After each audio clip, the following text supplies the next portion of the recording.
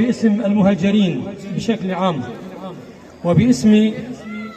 وباسم المهجرين في بلدة إسقاط الحرة، أتوجه بالشكر إلى أهلنا في بلدة إسقاط الأحرار الكرام ومجلسها المحلي الذي أتاح لنا هذه الكلمة. كما أشكر كل حر ذي إباء وكل أبي عشق الحرية وكل أبي عشق الحرية فحمل الكرامة سلاحا ولم ترهبه جحافل المعتدين. قال الله عز وجل: الذين أخرجوا من ديارهم بغير حق إلا أن يقولوا ربنا الله. وقال الله عز وجل: قاتلوهم يعذبهم الله بأيديكم ويخزهم وينصركم عليهم ويشفي صدور قوم مؤمنين. رسالتي الأولى إلى أهلنا المهجرين المهاجرين: أبشركم بأنها هجرة بإذن الله عز وجل، يا من فررتم بدينكم وعرضكم وتركتم خلفكم المسكنة والغالي والنفيس في سبيل الله عز وجل.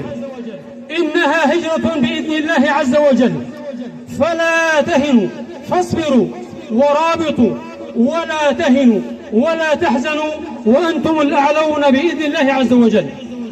وما هذه الإرهاصات وما هذه المحن والفتن التي ألمت بنا إلا امتحانا من رب العزة، فبها نقوي إيماننا، فلنجدد العهد مع الله نصرا أو استشهاد، ولا تلتفتوا يمنة وميسرة.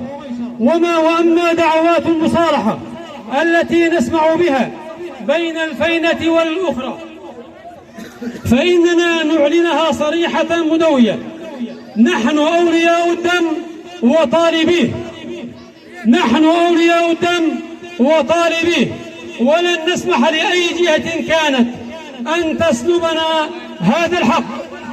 ولتسمع تركيا وليسمع أردوغان الذي صدع رؤوسنا بالخطوط الحمراء، فسقطت المدن تباعا ووصفنا بالمهاجرين وهم بالأنصار، فضيع المهاجرين، واليوم يقرر أن يسلم الأرض التي حررناها بدمائنا، بدماء شهدائنا، ونصالح طاغية الشام.